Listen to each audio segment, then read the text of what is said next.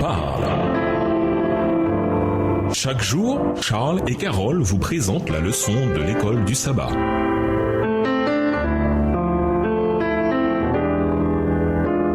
Bienvenue dans votre émission. Dieu nous parle. Nous voilà à la leçon de vendredi. Pour aller plus loin, il y a un certain nombre d'années, une petite église européenne située loin des principales grandes villes du continent décida qu'elle devait faire quelque chose d'important pour le Seigneur. L'église était moribonde.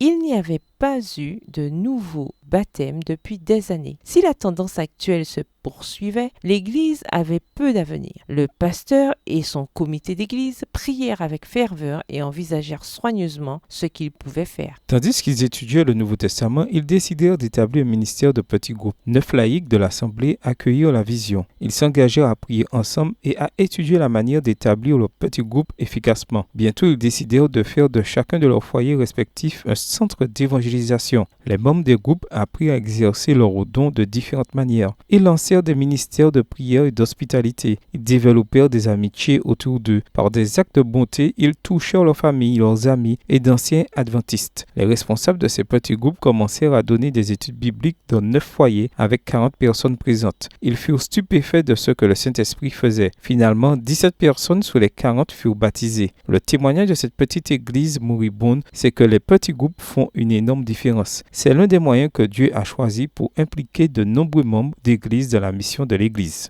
À méditer, en classe, échanger plus en profondeur sur les éléments essentiels de chaque petit groupe, comme le souligne l'étude de jeudi. Dans quels autres types d'activités un petit groupe peut-il s'impliquer? De quelle manière un petit groupe peut-il aider ceux qui ont des dons particuliers à être vraiment à même d'employer ces dons comme jamais auparavant? Pourquoi est-ce si important que les petits groupes restent focalisés sur l'extérieur, sur la mission? C'est-à-dire, bien sûr, un groupe peut contribuer à nourrir et soutenir ses membres. Mais pourquoi doit-il toujours garder la propagation de l'évangile au centre de sa raison d'être? De même, pourquoi un petit groupe doit-il toujours rester connecté à l'église locale? Pourquoi est-ce si important? Avez-vous déjà fait partie ou entendu parler de petits groupes qui ne fonctionnaient pas efficacement et qui ont fini par disparaître? Discutez des raisons pour lesquelles cela peut arriver selon vous. Réfléchissez à l'histoire ci-dessus, sur ce qui est arrivé en Europe avec ce ministère de petits groupes. Selon vous, pourquoi ont-ils eu autant de succès? Qu'ont-ils fait qui était, à bien des égards, simple et pourtant efficace? Pourquoi le fait de travailler dans l'environnement plus sécurisant d'un foyer au lieu d'un bâtiment d'église peut être un moyen efficace de commencer à évangéliser le voisinage ou la localité? Au revoir. Et à demain si Dieu veut.